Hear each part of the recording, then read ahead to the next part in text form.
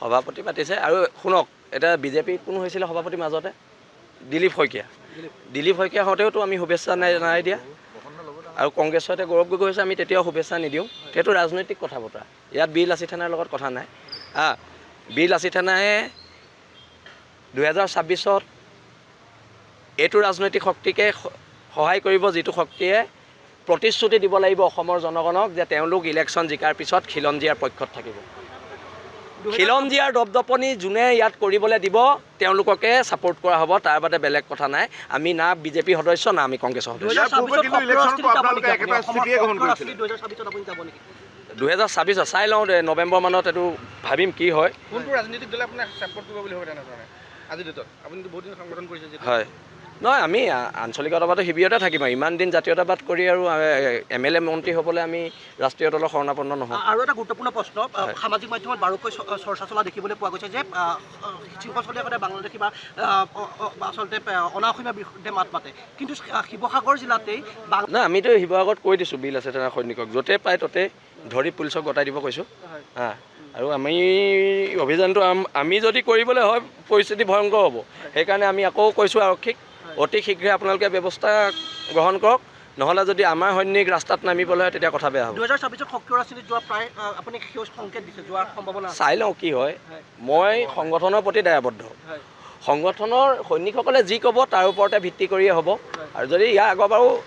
মই শিৱসাগৰত ইলেকশ্যন উঠাৰ কথা আছিলে কিন্তু সংগঠনৰ সৈনিকসকলে নিদিলে সেইকাৰণে নুঠিলোঁ মই সংগঠনৰ সৈনিকসকলৰ ওপৰত দায়বদ্ধ চাওঁচোন মানে লুইণ্ডাৰ এনেই মোৰ কথা বতৰাবোৰ ভাল লাগে আৰু লুইণ্ডাৰ স্পষ্টবাদী চৰিত্ৰ মোৰ ভাল লাগে সকলোকে ধন্যবাদ জনাইছোঁ পুনৰ লগ পাম সভাপতি পাতিছে আৰু শুনক এটা বিজেপি কোন হৈছিলে সভাপতি মাজতে দিলীপ শইকীয়া হওঁতেওতো আমি শুভেচ্ছা নাই দিয়া আৰু কংগ্ৰেছৰ এতিয়া গৌৰৱ গগৈ হৈছে আমি তেতিয়াও শুভেচ্ছা নিদিওঁ সেইটো ৰাজনৈতিক কথা বতৰা ইয়াত বীৰ লাচিত থানাৰ লগত কথা নাই বীৰ লাচিত থানায়ে 2026 এইটো ৰাজনৈতিক শক্তিকে সহায় কৰিব যিটো শক্তিয়ে প্ৰতিশ্ৰুতি দিব লাগিব অসমৰ জনগণক যে তেওঁলোক ইলেকশ্যন জিকাৰ পিছত খিলঞ্জীয়াৰ পক্ষত থাকিব খিলঞ্জীয়াৰ দপদপনি যোনে ইয়াত কৰিবলৈ দিব তেওঁলোককে ছাপোৰ্ট কৰা হ'ব তাৰ বাদে বেলেগ কথা নাই আমি না বিজেপি সদস্য না আমি কংগ্ৰেছৰ সদস্য 2026 চাই লওঁ নৱেম্বৰ মানত এইটো ভাবিম কি হয় হয় নহয় আমি আঞ্চলিকতাবাদ শিবিৰতে থাকিম ইমান দিন জাতীয়তাবাদ কৰি আৰু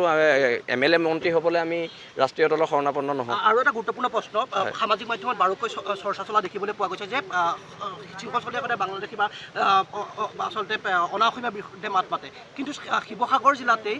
নাই আমিতো শিৱসাগৰত কৈ দিছোঁ বিল আছে তেনে সৈনিকক য'তে পায় ত'তে ধৰি পুলিচক গতাই দিব কৈছোঁ আৰু আমি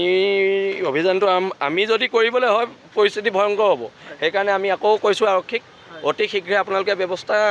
গ্ৰহণ কৰক নহ'লে যদি আমাৰ সৈনিক ৰাস্তাত নামিবলৈ হয় তেতিয়া কথা বেয়া হ'ব 2026 সক্ৰিয় ৰাজনীতিত যোৱা প্ৰায় আপুনি সেউজ সংকেত দিছে যোৱাৰ সম্ভাৱনা চাই লওঁ কি হয় মই সংগঠনৰ প্ৰতি দায়বদ্ধ সংগঠনৰ সৈনিকসকলে যি ক'ব তাৰ ওপৰতে ভিত্তি কৰিয়ে হ'ব আৰু যদি ইয়াৰ আগৰ বাৰু মই শিৱসাগৰত ইলেকশ্যন উঠাৰ কথা আছিলে কিন্তু সংগঠনৰ সৈনিকসকলে নিদিলে সেইকাৰণে নুঠিলোঁ মই সংগঠনৰ সৈনিকসকলৰ ওপৰত দায়বদ্ধ চাওঁচোন মানে লুইণ্ডাৰ এনেই মোৰ কথা বতৰাবোৰ ভাল লাগে আৰু লুইণ্ডাৰ স্পষ্টবাদী চৰিত্ৰ মোৰ ভাল লাগে সকলোকে ধন্যবাদ জনাইছোঁ পুনৰ লগ পাম যিকোনো খবৰৰ বাবে যোগাযোগ কৰক 7099017330 লগতে 7099017110 নম্বৰত